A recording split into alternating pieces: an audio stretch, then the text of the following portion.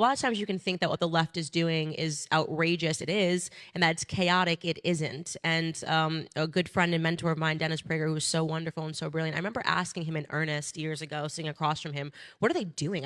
One day they're screaming at bathroom signs. One day they're marching out of school protesting climate change. What the heck are they doing? Like, are they on drugs? And the answer to that is probably yes. But also, he said to me, it's just chaos. You can't understand it. But actually, I spent time thinking about that, and I think it's wrong. And I offer back to him now that they're ever intentional, it's Machiavellian, and it's methodical. And the method behind their madness is that all of these things represent an attack on family. And when you start to see things through that lens and revisit those topics, you will realize that everything they do is to attack family. That is the push for the LGBTQIA. All of those initiatives, teaching people to mutilate their bodies, telling people to pursue same-sex couples and same-sex marriages, putting children on drugs that are irreversible. Those people are not going to grow up and to be able to have productive nuclear families.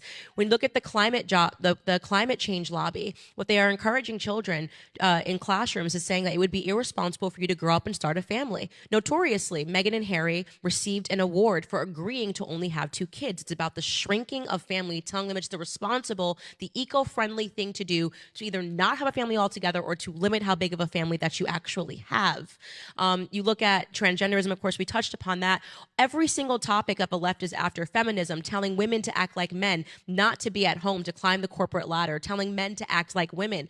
Everything is an attack on family. And then you start to recast it and you realize, of course, because the thing that stands between the government and complete and utter omnipotence is family, right? If you are the government and you want to be the God and the family in people's life, then there can be no God. Mock Christians, celebrate atheism, celebrate sex culture, celebrate women dancing on stage half naked, display the Kardashians all the time, denigrate women by telling them that you're empowering women, right?